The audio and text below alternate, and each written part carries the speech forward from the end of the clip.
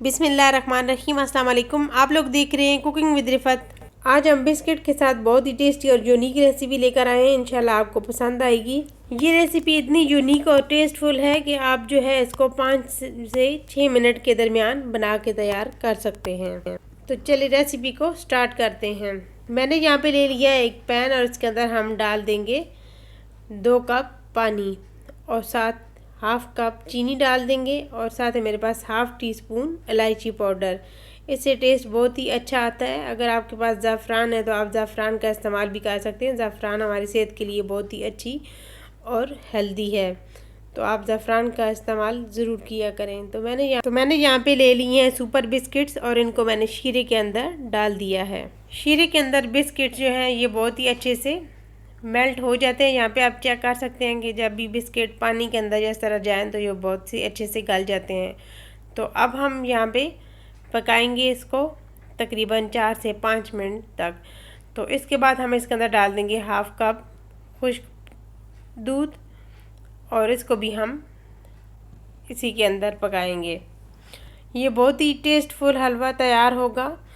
तो इंशाल्लाह आपको ये यूनिक सी रेसिपी ज़रूर ही पसंद आएगी। बहुत ही कम खर्चे में और कम टाइम में ये तैयार हो जाती है। तो अगर आप ये यूनिक सी रेसिपी बनाएं तो इंशाल्लाह आपको बहुत ही कम टाइम के अंदर तैयार हो जाएगी। तो यहाँ पे आप देख सकते हैं कि 3 से 4 मिनट हो चुके हैं। तो हलवा जो है हमारा काफ़ी हद तक रेडी हो चुका है।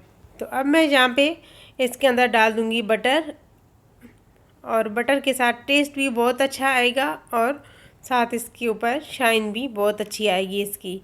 तो इसलिए मैंने बटर का ऐड किया है। अगर आपके पास बटर या देसी घी नहीं है तो आप जो नॉर्मल घी इस्तेमाल करते हैं पराठों के लिए आप वो वाला घी भी डाल सकते हैं। तो अब यहाँ पे हम इसको 3 से 4 मिनट और पका लेंगे। यहाँ पे आप चेक कर सकते हैं कि इसके ऊपर कितनी ज़्यादा शाइन आई है सिर्फ थोड़ा सा बटर डालने के बाद। तो इस तरीके से आप जो है आप घर में ये यूनिक सी रेसिपी तैयार करें तो इंशाल्लाह ये रेसिपी आपको बहुत ही पसंद आएगी। आ चुकी है तो अब हम इसको करेंगे डिश आउट। मैंने ले लिए यहाँ पे एक चकोर सी प्लेट और इसके अंदर हम डाल देंगे ये सारा पेस्ट और इसको स्पैचुला के साथ अच्छी तरीके से सेट कर लेंगे। आगे चल के मैं आपको बताती हूँ कि इसका एक और प्रोसेस करेंगे और आप देखेंगे कि ये ना तो हलवा लगेगा और ना ही मिठाई, और इतनी टेस्टफुल होगी कि आप जब खाएंगे तो ये मैंने यहाँ पे पसंद आएगी आपको। नारियल डाल दिया है, ये देखने में भी बहुत ही टेस्ट। ये नारियल डालने के बाद हम दोबारा से स्पैचुला के साथ इसको प्रेस कर देंगे। इससे जो नारियल है ये बहुत ही ज़बरदस्त इसके ऊपर चिपक के आएगा और ये हमारी यूनिक सी रेसिपी भी आपको ज़रूर ही पसंद आएगी। इसी तरीके से हम नाइफ़ के साथ अच्छे से कट कर लेंगे। यहाँ पे मैं इसको चौकोर शेप के साथ कटिंग कर रही हूँ।